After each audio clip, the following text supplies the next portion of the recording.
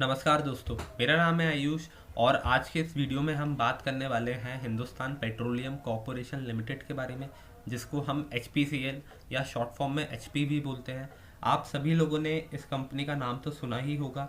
ये government owned public sector undertaking है और आपने HP के पेट्रोल पंप भी देखे होंगे जो कि ऑल ओवर इंडिया में है और ये थर्ड लार्जेस्ट कंपनी है अगर हम बात करें in terms of petrol pumps के बारे में।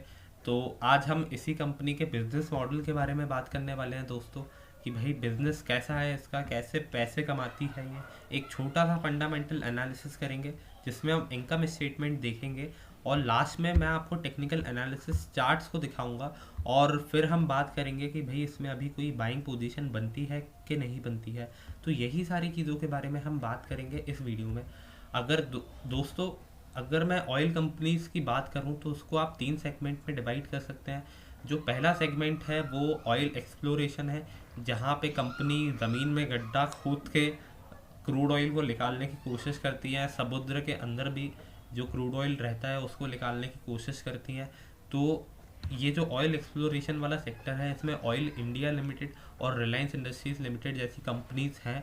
और अगर हम रिफाइनिंग क्रूड ऑयल वाले सेगमेंट की बात करें तो रिफाइनिंग क्रूड ऑयल का मतलब है क्रूड ऑयल खरीदना और उसको रिफाइन करके उससे पेट्रोल, डीजल और अन्य प्रकार के प्रोडक्ट्स बनाना।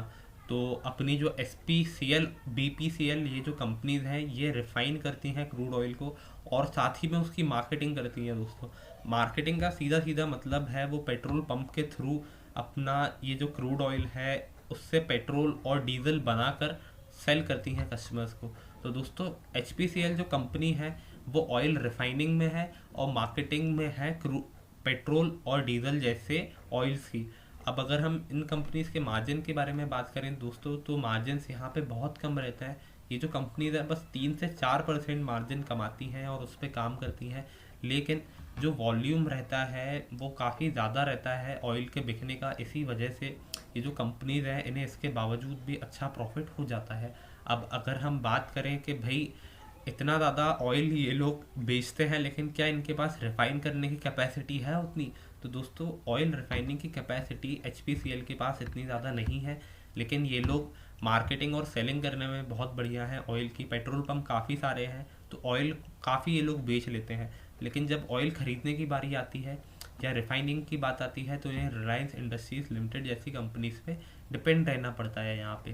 तो ये बात तो हो गई छोटे से एक बिजनेस ओवरव्यू के बारे में। इससे आपको आइडिया तो लग ही गया होगा कि भाई बिजनेस कैसा करती है, मार्जिन कैसा है। और आप सभी लोग पेट्रोल पंप जाते हैं तो आपको पता होगा कि भाई पेट्रोल की क्या डिमांड रहती है। मुझे बताने की ज़रूरत नहीं है कि हर इंडियन को पेट्रोल लगता ही लगता है।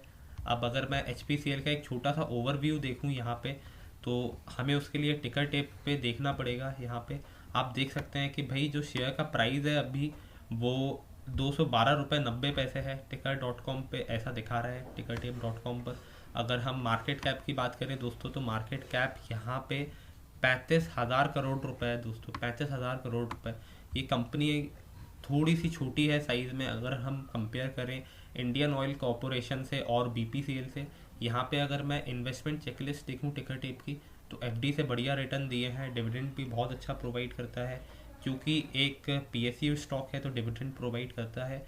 और एंट्री पॉइंट के लिए अच्छा टाइम है ऐसा इसमें दिखा रहा है टेक्निकल एनालिसिस का जो इंडिकेटर है। और कोई रेड फ्लैग नहीं है क्योंकि डिफ़ॉल्ट की प्रोबेबिलिटी लो है। यहाँ पे गवर्नमेंट की गारंटी है तो भाई डिफ़ॉल्ट की तो कोई प्रोबेबिलिटी होगी नहीं। और दोस्तों हिंदुस्तान पेट्रोलियम कॉरपोरेशन लिमिटेड जिसको हम HPCL कहते हैं, BPCL, ये सारी जो भी ऑयल मार्केटिंग कंपनीज OMCs जो ये रहती हैं, इन्हें ऑयल के प्राइजेस गिरने से काफ़ी ज़्यादा फ़ायदा होता है। क्योंकि जब ऑयल के प्राइजेस गिरते हैं तो ये जो है अपने कस्टमर्स को भाई कम रेट में दे पाते हैं माल और इनके जो मार्जिन्स हैं वो काफ़ी ज़्यादा बढ़ जाते हैं। तो जब भी ऑयल के रेट्स गिरते हैं, क्रूड ऑयल के रेट मार्केट में, तो इसका फ़ायदा इन कंपनीज को ज़रूर होता है। अब अगर हम बात करें वनडे के रिटर्न की तो 1.23% रिटर्न है। अगर हम 1 वीक की बात करें तो रिटर्न्स -5.73% है। अगर हम 1 मंथ की बात करें तो जो रिटर्न्स हैं वो 0.97% है। अगर हम 1 ईयर की बात करें तो रिटर्न्स नेगेटिव में 17% है। अगर हम 5 ईयर्स की बात करें दोस्तों तो जो रिटर्न्स हैं वो पॉजिटिव में 14% है। दोस्तों रिटर्न्स 14% से तो ज़्यादा ही होंगे इसके, क्योंकि डिविडेंड काफ़ी ये प्रोवाइड करती है कंपनी गवर्नमेंट को। और अगर मैं मैक्सिमम पे देखूं तो जो रिटर्न्स हमें दिख रहे हैं वो 479% के आसपास हमें यहाँ पे दिख रहे हैं रिटर्न्स। तो कंपनी, अगर हम बात करें कि भाई वेल्थ कैसी जनरेट करी इन्वेस्टर्स की, तो यहाँ पे मैं एक चीज़ बोलूँगा दोस्तों, ऐसी कंपनीज में ज़्यादा वेल्थ आप क्रिएट नहीं कर सकते, क्योंकि जो मार्जिनस हैं वो सिर्फ 3 से 4% है, जो कि मैं आपको दिखा देता हूँ। यहाँ पे आप देख सकते हैं कंपनी अगर 100 रुपये का रेवेन्यू कमा रही है तो जो इसकी नेट इनकम है वो 3 से 4% के आसपास है। और BPCL का जो नेट प्रॉफिट मार्जिन 2.7% है ओवर द लास्ट 5 ईयर्स। तो मार्जिन्स तो डेफिनेटली यहाँ बहुत कम है। अब हम देख लेते हैं कि भाई रेवेन्यूज़ कैसे हैं इनके। आप यहाँ देख सकते हैं कि FY 2020 में जो रेवेन्यूज़ थे वो 2,70,000 करोड़ रुपए थे, और इसमें से जो नेट इनकम कंपनी को गेन हुई वो मात्र 2,600 करोड़ के आसपास थी। तो आपको इससे आइडिया लग ही गया होगा ये कितना ज़्यादा हाई वॉल्यूम वाला बिजनेस है और लो मार्जिन वाला बिजनेस है। तो मेरे ख्याल से फंडामेंटली ऐसे सेक्टर्स में कंपनीज को ख़रीदना अवॉइड करना चाहिए, ये मेरी राय है। अब हम HPCL को एक बार चार्ट पे देख लेते हैं दोस्तों। मैं यहाँ पे हिंदुस्तान यूनिलीवर, माफ़ कीजिएगा दोस्तों, हिंदुस्तान पेट्रोलियम का मैं यहाँ पे चार्ट लगा लेता हूँ। मैं यहाँ पे NSE.com का चार्ट खोल रहा हूँ और वन डे कैंडल स्टिक का यूज़ कर रहा हूँ। आप यहाँ पे देख सकते हैं कि हिंदुस्तान पेट्रोलियम में अभी स्थिति कैसी है। अगर हम बात करें इसके लॉन्ग टर्म ट्रेंड की, तो आप क्लियरली देख सकते हैं कि भाई लॉन्ग टर्म में ये कितना ज़्यादा डाउन रहा है, काफ़ी ज़्यादा नीचे की तरफ जा रहा है ये। और अभी अगर मैं इसके रजिस्टेंस की बात करूँ तो इसका जो रजिस्टेंस है दोस्तों वो आ रहा है कुछ 250 रुपये के आसपास, 245 से 250 रुपये के आसपास। और अगर मैं सपोर्ट की बात करूं तो जो सपोर्ट लेवल है वो 165 रुपीज़ के आसपास आ रहा है। और अभी अगर हम करंट स्थिति की बात करें तो आप यहाँ पे देख सकते हैं कि भाई ये जो स्टॉक है वो गोल्डन क्रॉसओवर दे चुका है, क्योंकि जो रेड लाइन है वो 50 दिन का मूविंग एवरेज है, ब्लू लाइन 200 दिन का मूविंग एवरेज है, और यहाँ पे हमें क्रॉसओवर दिखता हुआ मिल रहा है। तो ये जो चीज़ है काफ़ी पॉजिटिव है HPCL के लिए। और मेरे ख्याल से ये जो स्टॉक है इसमें अगर आप अभी थोड़ी सी बाइंग करना चाहते हैं तो आप कर सकते हैं।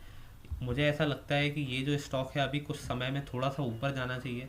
ज़्यादा आपको रिटर्न्स इसमें मिलने नहीं वाले, लेकिन फिर भी मुझे ऐसा लगता है कि अभी अगर आप बाय करेंगे हिंदुस्तान पेट्रोलियम लिमिटेड को तो जो आपका रिस्क है वो थोड़ा सा कम होगा। क्योंकि अगर मैं यहाँ पे आपको पी रेशो वगैरह भी इसका दिखाऊं तो पी रेशो आप देख सकते हैं कि 12 का बस पी रेशो है यहाँ पे, और price to book value ratio 1.05 का है।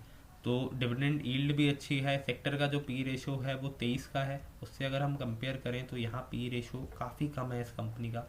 और price to book value ratio भी आप देख सकते हैं कि जस्ट हाफ है अगर हम सेक्टर से कंपेयर करें तो मेरे ख्याल से ये फंडामेंटली भी ये स्टॉक अभी बहुत चीपली अवेलेबल है। और इस मार्केट कंडीशन में जहाँ सारे स्टॉक आगे जा रहे हैं, ऊपर की तरफ जा रहे हैं, मुझे ऐसा लगता है कि हिंदुस्तान पेट्रोलियम कॉरपोरेशन लिमिटेड में भी थोड़ी तेज़ी हमें देखने को मिलनी चाहिए।